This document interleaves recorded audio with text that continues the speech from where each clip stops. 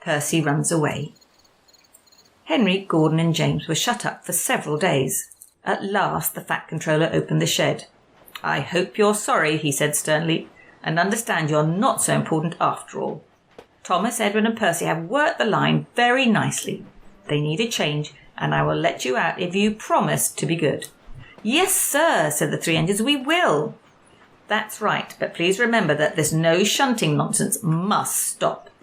He told Edward, Thomas and Percy that they could go and play on the branch line for a few days. They ran off happily and found Annie and Clarabel at the junction. The two coaches were so pleased to see Thomas again, and he took them for a run at once. Edward and Percy played with trucks. "Stop, stop, stop!" screamed the trucks as they were pushed into their proper sidings. But the two engines laughed and went on shunting till the trucks were tidily arranged. Next, Edward took some empty trucks to the quarry, and Percy was left alone. Percy didn't mind that a bit. He liked watching trains and being cheeky to the engines. "Hurry, hurry, hurry," he would call to them. Gordon, Henry and James got very cross. After a while, he took some trucks over the main line to another siding. When they were tidy, he ran on to the main line again and waited for the signalman to set the point so that he could cross back to the yard. Edward had warned Percy, "Be careful on the main line. Whistle to tell the signalman you're there." But Percy didn't remember to whistle, and the signalman was so busy and forgot Percy. Bells rang in the signal box. The man answered saying the line was clear and set the signals for the next train. Percy waited and waited. The points were still against him. He looked along the main line. "Beep, beep," he whistled in horror, for rushing straight towards him was Gordon with the express. "Boop, boop, boop, boop, boop," whistled Gordon. His driver shut off steam and applied the brakes. Percy's driver turned on full steam. "Back, Percy, back," he urged. But Percy's wheels wouldn't turn quickly. Gordon was coming so fast that it seemed he couldn't stop. With shut eyes, Percy waited for the crash. His driver and fireman jumped out. "Ooh, groaned Gordon. "Get out of my way!" Percy opened his eyes.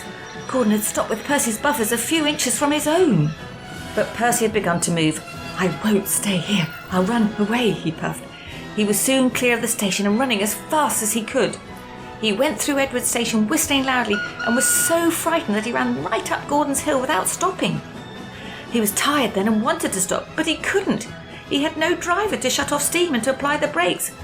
"I shall have to run till my wheels wear out," he thought sadly. Oh dear. I want to stop," he puffed in a tired sort of way. He passed another signal box. "I know just what you want, little Percy," called the man kindly.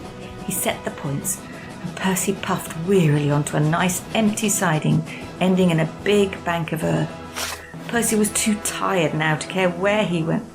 I want to stop. "I have stopped," he puffed thankfully as his bunker buried itself in the bank. "Never mind, Percy," said the workmen as they dug him out. "You shall have a drink and some coal, and then you'll feel better." Presently Gordon arrived.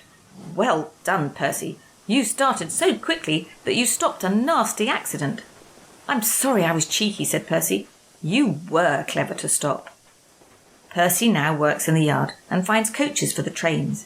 He's still cheeky because he is that sort of engine, but he is always most careful when he goes on the main line.